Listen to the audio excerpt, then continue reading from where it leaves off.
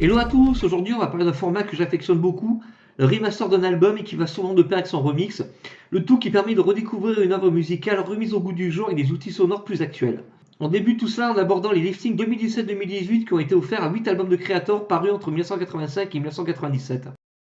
On démarre donc avec Endless Pain, premier album du groupe qui gagne énormément en puissance avec une spatialisation des instruments très bien réalisée et qui ne fait pas de quartier. En bonus, on retrouve 6 titres en version démo pour un album qui frise allègrement avec le black metal. Même topo sonore pour Pleasure to Kill, mais pour un son bien plus cru et violent qu'Endless Pain. Et pour les bonus, on y retrouve les classiques phase B que sont Flag of Hate, Take Their Lives, The Awakening of the Gods. Terrible Certainly gagne lui aussi un brin de violence supplémentaire avec son remix qui fait des merveilles. En bonus sur second CD, les titres Impossible to Cure, l'incontournable Lamb of the Slaughter, plus en live de 6 titres également très crus qui a été sur la tournée Terrible Certainly. Avec Extreme Migration, Creator est devenu un incontournable et marque la suite d'un parcours quasi sans faute.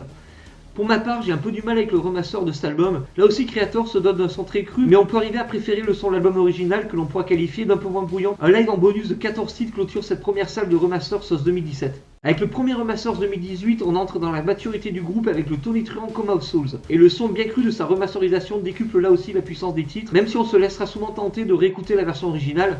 On termine là aussi avec 16 titres en version live.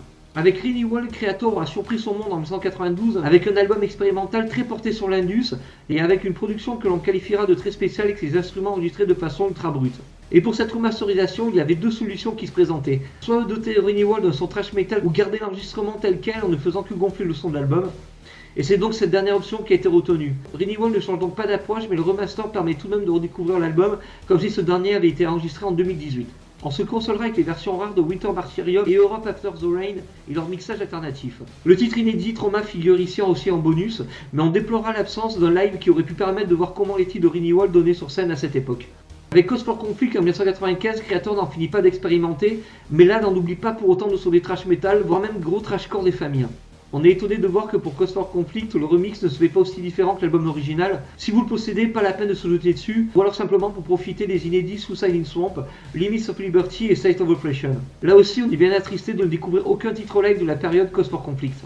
On terminera avec Outcast, pour là aussi un créateur qui prend autant un plaisir à expérimenter et à sortir des sentiers battus, pour un album plus conscient au niveau des riffs qui contient beaucoup plus de mid-tempo. Le nouveau mix lui permet lui aussi de sonner très actuel et de discerner bien plus facilement les samples placés tout au long de l'album. Un live de hors 6 s'ajoute en bonus d'Outcast. Merci de nous avoir suivis pour cette nouvelle vidéo. Tchuss!